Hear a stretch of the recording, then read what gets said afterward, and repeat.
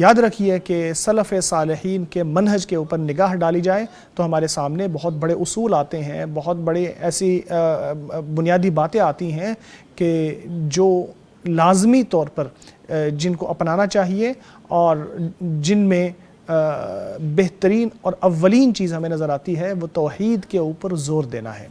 جی ہاں، توحید کے اوپر زور دینا ہے، وہ خالص توحید جو اللہ تبارک و تعالیٰ کے لیے ہو، کسی شریک کے بغیر، کسی مثل کے بغیر، اور کسی قسم کے شرک کے شائبے کے بغیر۔ اس کا کوئی شریک نہیں ہے وہ سننے والا، اس جیسا کوئی نہیں ہے وہ سمیع و بصیر ہے۔ کوئی بت نہیں، کوئی ایسا خدا نہیں کہ جس کی طرف رجوع کیا جائے، کسی مردہ سے دعا نہ کی جائے، کسی غیر اللہ سے کسی چیز کو مانگا نہ جائے۔ اس کا مطلب یہ ہے کہ صحیح راستے کو اختیار کیا جائے، جیسا کہ اللہ تبارک و تعالیٰ کا فرمان ہے۔ ان کو یہی حکم دیا گیا ہے کہ اللہ تبارک و تعالیٰ کے راستے کو اختیار کریں۔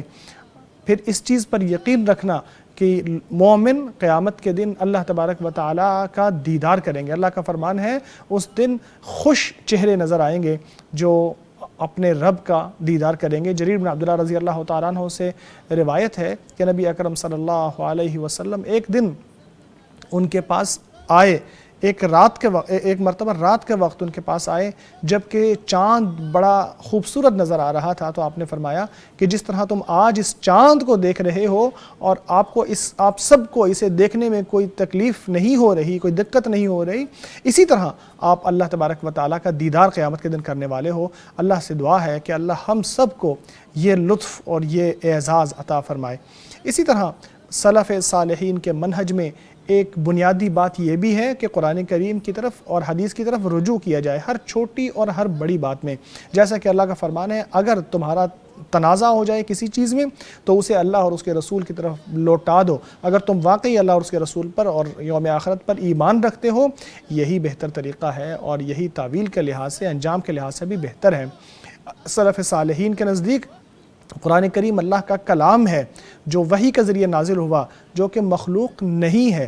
اللہ کا فرمان ہے ہم نے آپ کے اوپر یہ قرآن نازل کیا ہے۔ متشابہ کو محکم کے ساتھ ملا دیتے ہیں، اور اسی طرح جو نصوص ہیں ان کو واضح طور پر بیان کرتے چلے جاتے ہیں، اور عقل اور جو نصوص ہیں ان کے درمیان توافق پیدا کرنے کی کوشش کرتے ہیں۔ جو قرآن کریم اور حدیث کے موافق ہو اس کو ثابت کر دیتے ہیں، اس کی پیروی کرتے ہیں، اور جو ان کے خلاف ہو اسے رد کر دیتے ہیں۔ وہ صحیح نص سے کبھی دائیں بائیں نہیں ہوتے، نہ خواہش نفس کی بنیاد کے اوپر، نہ عقل کی بنیاد کے اوپر، اور نہ ہی قرآن کریم کی یا حدیث کے نصوص کے اوپر عقل کی بنیاد کے اوپر فیصلے کرتے ہیں۔ سلف صالحین کے نزدیک قرآن و سنت ہی وہ چشمہ ہے، سر چشمہ ہے کہ جس سے وہ لوگ جو ہدایت کے طالب ہیں، جو صحیح راستے کی تلاش میں ہیں، وہ اسی کی طرف آتے ہیں تاکہ وہ گمراہی سے بچ جائیں اور درست راستے کی طرف آ جائیں۔ اپنے سارے معاملات میں وحی کی بنیاد کے اوپر قائم رہو اور لوگوں کی ادھر ادھر کی باتوں کو چھوڑ دیجئے۔ اللہ تبارک و تعالیٰ کے کلام اور نبی اکرم صلی اللہ علیہ وسلم کی سنت کے اوپر ڈٹ جاؤ۔